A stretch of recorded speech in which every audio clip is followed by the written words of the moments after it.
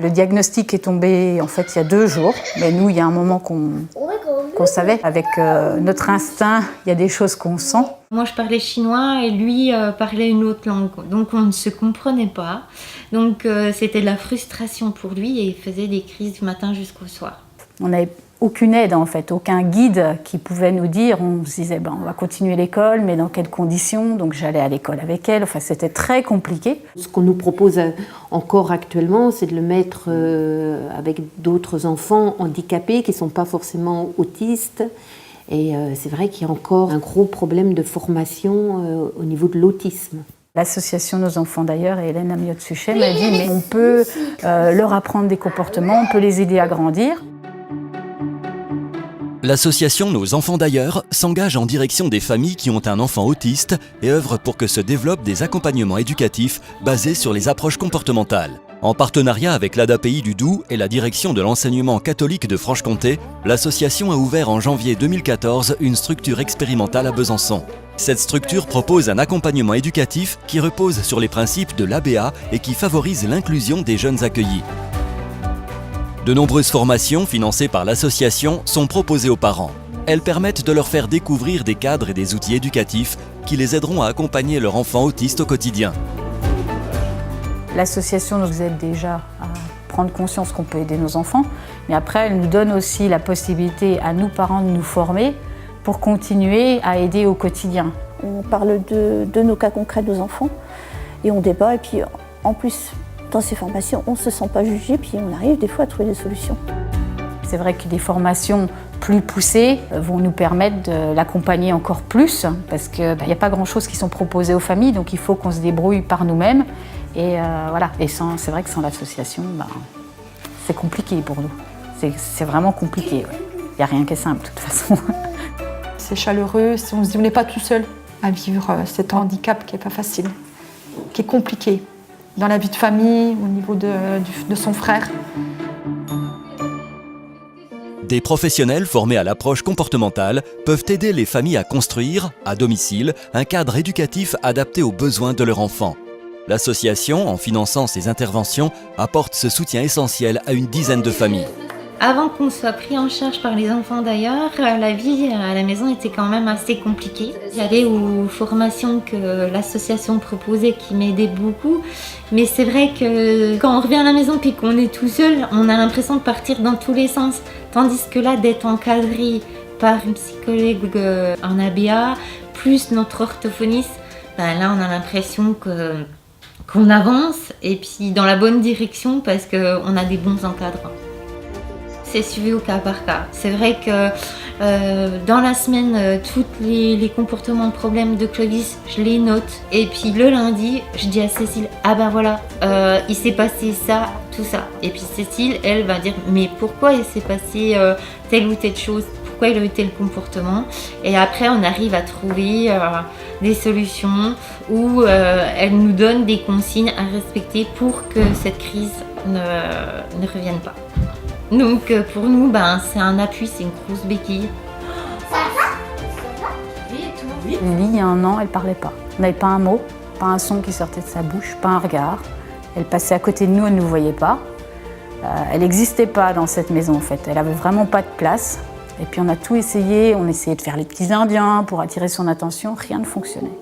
Puis aujourd'hui, Lily, elle nous parle, elle nous regarde. Elle intervient dans notre vie, elle vient nous chercher, voilà, elle est là. Dans la vie de tous les jours, moi, ça m'a aidé à apprendre aussi l'échénage pour se laver les mains, se laver les dents, se laver. Donc ça, c'est un peu plus dur. Elle a appris la propreté avec la méthode ABA en quelques semaines. Ça a été pour nous un gros plus. Ça nous a aidé qu'ils puissent attendre en salle d'attente quand on va chez le médecin, chez le dentiste. Notre but, c'est vraiment ça.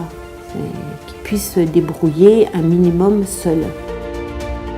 On a instauré le classeur PEC, donc c'est-à-dire que Clovis a plein d'étiquettes et pour qu'il se fasse comprendre, il doit nous donner son étiquette pour avoir ce qu'il demande. Grâce à cette méthode, on y arrive et il fait des progrès et pour lui en plus cette méthode elle a été acquise en rien de temps, quoi. on aurait dit qu'il l'attendait et que, voilà, hop, ça a été tout de suite compris. Il a pris son étiquette, il vient vers nous, il nous donne et hop, ça va, c'est super. De faire ces demandes et qu'il soit compris et que nous, on le comprenne, ben, les tensions sont descendues et on a beaucoup moins de crises qu'avant, quoi. Pour nous, ben, c'est une grosse bouffée d'oxygène parce que sans ça, ben, on est vraiment sur deux terres différentes. Pour nous, ouais, c'est une méthode qui a été miraculeuse et c'est grâce à l'association qu'on a pu découvrir cette méthode déjà, qu'on ne connaissait pas. Aucun médecin nous en avait parlé.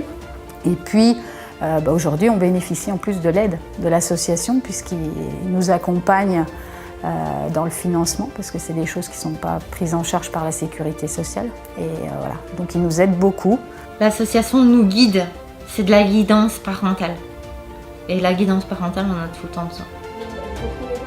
Pour développer et financer ces actions et permettre à plus de familles de bénéficier d'une aide, nos enfants d'ailleurs organisent des événements comme le Panora Trail, courir pour l'autisme, qui se déroule tous les ans en juin à Besançon.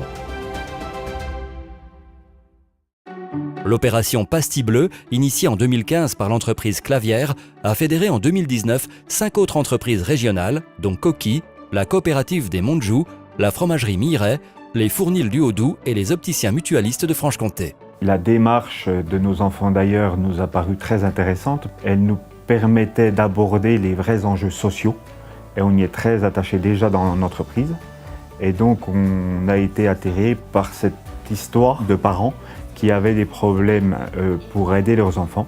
J'ai été très touché par les témoignages des parents d'enfants et je me suis dit une entreprise régionale comme une entreprise Coquille se doit d'être un acteur et d'aider cette association. Pour chaque boîte d'œufs Coquille vendue, on reversera 20 centimes à l'association Nos Enfants d'Ailleurs.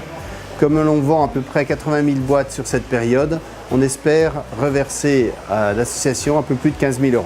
L'ensemble des produits sont stickés par nos équipes manuellement, donc ils savent pourquoi ils le font. Ce partenariat, il a débuté en 2015. Évidemment, il est unique à plus d'un titre.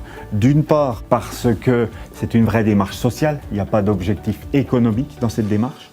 D'autre part, parce qu'il dure depuis 3 ans. Et enfin, parce qu'on a allé chercher d'autres entreprises régionales qui sont venues aider à ce partenariat.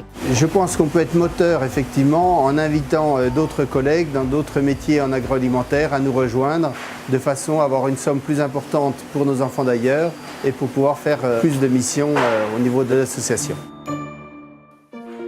La volonté de l'association est de participer au développement des accompagnements éducatifs, fondés sur des approches développementales et comportementales.